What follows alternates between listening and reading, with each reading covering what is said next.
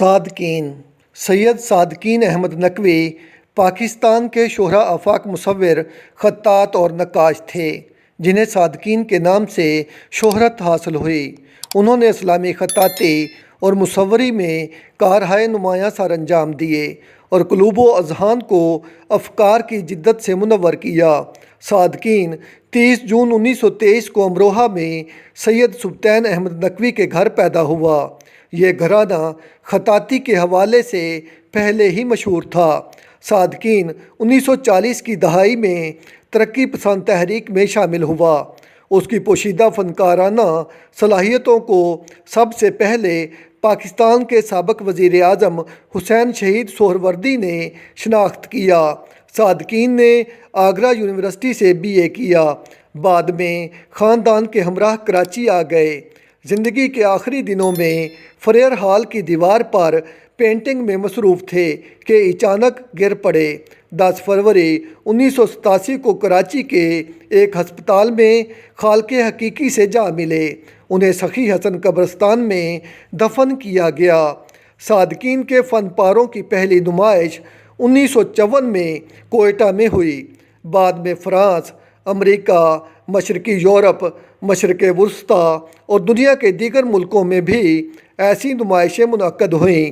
صادقین کو مارچ 1970 میں تمغہ امتیاز اور 1985 میں ستارہ امتیاز سے نوازا گیا۔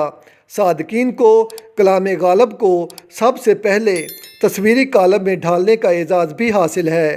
ان کی خطاطی اور مصوری کے نمونے Faisal Masjid Islamabad, Frere Hall Karachi, National Museum Karachi, Sadequain Art gallery اور دنیا کے ممتاز عجائب گھروں میں موجود ہیں۔ ان کے دیوار گیر مصوری کے نمونوں کی تعداد کم و بیش 35 ہے، جو کہ آج بھی State Bank of Pakistan, Lahore Museum, Punjab University, Mangla Dam, Aligarh Muslim University, Banaras Hindu University, Indian Institute of geological sciences, Islamic انسٹی ٹیوٹ دہلی اور ابو ظہبی پاور ہاؤس کی دیواروں پر سجے شائقین فن کو مبہوت کر رہے ہیں۔ صادقین نے قرآن کریم کی آیات کی جو خطاطی کی وہ صرف انہی کا خاصہ ہے۔